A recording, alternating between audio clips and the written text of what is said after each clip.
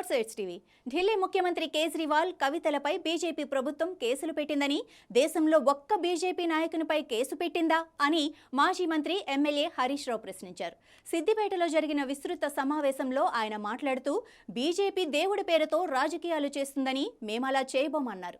ఢిల్లీలో నల్ల చట్టాలు తెచ్చినందువల్ల వందల మంది రైతులను పొట్టన పెట్టుకున్న చరిత్ర బీజేపీదన్నారు. పేగులు మెడలో వేసుకోవటం రాక్షసులు చేస్తారని, ప్రజలకు సుపరిపాలన అందించాలని రేవంత్ రెడ్డికి బుద్ధి చెప్పారు. కాంగ్రెస్ ప్రభుత్వం ఎన్నికల్లో ఇచ్చిన రైతు రుణమాఫీ, రైతు బంధు, ఎవరికి బోనస్ ఇస్తే కాంగ్రెస్కు ఓటు వేయాలని, లేకుంటే కారుకు ఓటు వేయాలని హరీష్ రావు కోరారు. బీఆర్ఎస్ మెదక్ ఎంపీ అభ్యర్థి వెంకట్రామరెడ్డి మాట్లాడుతూ, ఉమ్మడి మెదక్ జిల్లాలో 22 ఏళ్లు ఐఏఎస్ అధికారిగా పనిచేశానని, మీకు సేవ చేసే అవకాశం ఇవ్వాలని కోరారు. నువ్వు గెలిచినావు, నేను ఎమ్మెల్యే చేసిండు, ఎందుకో ఢిల్లీకి పైసలు లేకపోతే, ఎందుకో అభివృద్ధి చేయకపోతే, అన్ని మాయ మాటలు చెప్పి మన మీద ఓర్వలేని మాటలు మాట్లాడి, మనను కళ్ళలో పెట్టుకొని, మన కాళ్ళలో గడ్డలు పెట్టి, మన అభివృద్ధిని అనుకున్న ఈ వ్యక్తికి సిద్దిపేట గడ్డ మీద ఓటు చేస్తారా? లేదమ్మా, లేదంటే మన ఏదో మనం కనుపరుచుకోవడం కాదా? ఇవాళ నేను జిల్లా మంత్రిగా ఈ మెదక్ జిల్లా అభివృద్ధి కోసం కృషి చేశాను. ఇలా దుబ్బాక అయినా, మెదక్ అయినా, నర్సాపూర్ అయినా, గజ్వేల్ అయినా, సిద్దిపేట అయినా ఎంతో కష్టపడి నేను అభివృద్ధిలో ఈ జిల్లా అభివృద్ధి తీసుకొని పోయినాను. ఈ వ్యక్తి ఆ రకంగా మాట్లాడి ఏ రకంగా మనం కళ్ళకు పెట్టుకుందో మీరు చూసి, రేపు ఎంపీగా వీళ్ళు మనకు న్యాయం చేస్తారా? మన సిద్దిపేట గడ్డకు, ఈ జిల్లాకు వీళ్ళు మేలు చేయగలుగుతారా? అందువల్ల మీరు దయచేసి ఆలోచన చేయండి. ఇటువంటి వ్యక్తులకు ఓటేయడం అంటే మన ఏంటో మనకు అందుకోసుకోవడం.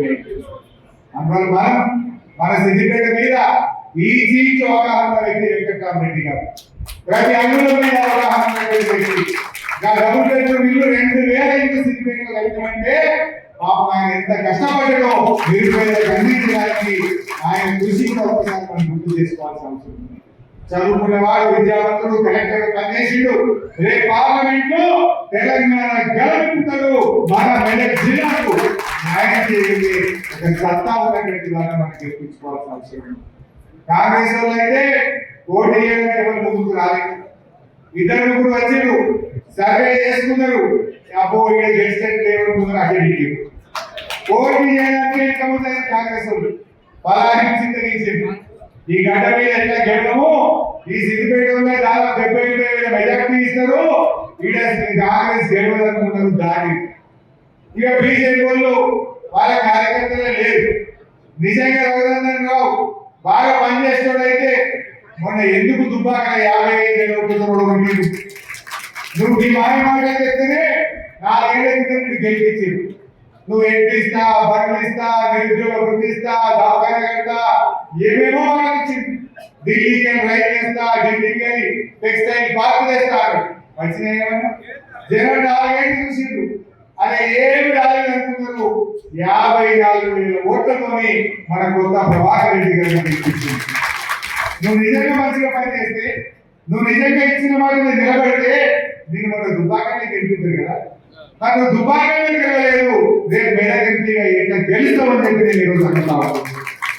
అందువల్ల ఈ జూటా మాటల కాంగ్రెస్ బీజేపీలను నమ్మితే మనం మోసపోతాం. అధికారాన్ని అడ్డం పెట్టుకొని అక్రమంగా కేసులు పెట్టి ఇలా వీళ్ళు రాజకీయాలు చేస్తా ఉంటారు. ఇలా ఢిల్లీ ముఖ్యమంత్రి కేజ్రీవాల్ మీద కేసు పెట్టింది, కేరళ ముఖ్యమంత్రి గారి బిడ్డ మీద కేసు పెట్టిండ్రు, మన కేసీఆర్ గారి బిడ్డ కవిత మీద కేసు పెట్టిండ్రు. ఇలా కాంగ్రెస్ వాళ్ళ మీదనో ప్రతిపక్ష నాయకుల మీదనో ఈ బీజేపీ వాళ్ళు కేసులు పెడతారు. కానీ ఒక్క కేసన్నా ఈ దేశంలో బీజేపీ నాయకుల మీద అయిందా?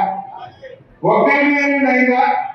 ప్రతిపక్షాల మీద గుక్క చేస్తూ, బలహీనపరుస్తూ, వేధిస్తూ రాజకీయంగా వాళ్ళు గెలవాలనే ప్రయత్నం చేస్తున్నారు. మరి కాంగ్రెస్ చేసినప్పుడు చూసినా మనం ఎన్ని హామీలు ఇచ్చిండ్రు. 100 రోజుల్లో 6 గ్యారెంటీ, 13 హామీలు అమలు చేస్తామన్నారు. రైతులకు ఇచ్చింది ఒకటనే కాదు, రైతులకు 6 హామీలు ఇచ్చిండ్రు.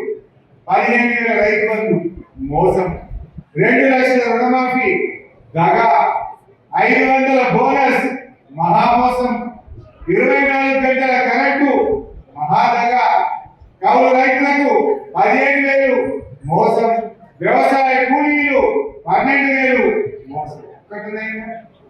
కరెంటు కేసీఆర్ ఉండగా మోటార్లు కాదు ఇప్పుడు కాదు. ప్రతి రైతుకు పంట మీద 2 సార్లు మోటార్లు కలుతాం. మళ్ళా మొన్న గవర్నమెంట్ వచ్చినాయి, మళ్ళా క్రెడిట్ వచ్చినాయి. పోయిన 5 ఏళ్ళగా ఎక్కడున్న సిద్దిపేట గవర్నమెంట్ కనబడి అలా క్రెడిట్ కనబడ్డాయి. కాంగ్రెస్ వచ్చింది, కాదు వచ్చింది. కాంగ్రెస్ వాళ్ళు వచ్చింది, మళ్ళీ మోటార్లు కాదుతుంది. కాంగ్రెస్ వచ్చింది, మళ్ళీ ఒక్కొక్క రైతు 2 బోర్లు 3 బోర్లు వేయాల్సిన పరిస్థితి వచ్చింది. కాంగ్రెస్ వాళ్ళు వచ్చిండు, మళ్ళా క్రెడిట్ తెచ్చి బాయి కూడా తెలియాల్సిన పరిస్థితి వచ్చింది. మరి ఇటువంటి కాంగ్రెస్ నమ్మితే మనందరూ కూడా మోసపోయేటువంటి పరిస్థితి. ఈ విషయాన్ని దయచేసి కార్యకర్తలు ఇంటింటికి పోవాలని చెప్పాలి. నిర్లక్ష్యం వద్దు. బీజేపీ వాళ్ళు దేవుడు అంటున్నారు. దేవుడు మనందరికీ సమానమే. మనం కూడా కొద్దిగా చేస్తే రాముడు మొక్కమా? మన కేసీఆర్ కూడా యాదాద్రి లక్ష్మీనరసింహస్వామి గుడి అంతర్గత వైభవంగా పెట్టి మన రాజకీయం చేసిన బస్సులు పెట్టి మనం కూడా దొరకపోతుంది. కావాలంటే మనం కూడా ఇంటికి ఒక లడ్డు పంపిస్తుంది. మనం కూడా దేవుడిని వాడుకొని రాజకీయం చేయలేకపోతున్నాం. దేవుడు అందరి వాడు, దేవుడిని పెట్టుకుని రాజకీయాలు చేయదనుకుంటున్నాం.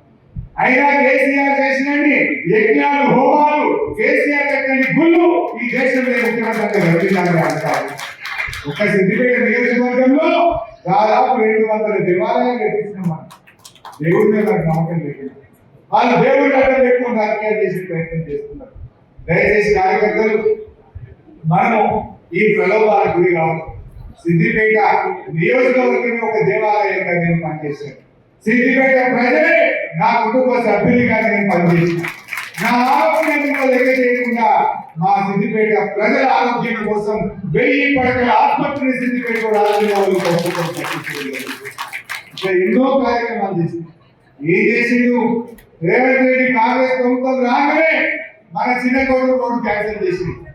ఇవాళ చిన్నకోటూరు నుంచి అల్లిపూర్ దాకా శాంక్షన్ చేస్తే ఇవాళ దాన్ని క్యాన్సిల్ చేసింది. ఈ క్యాన్సిల్ చేసిన కాంగ్రెస్ పార్టీ మనం గుర్తు చెప్పారా?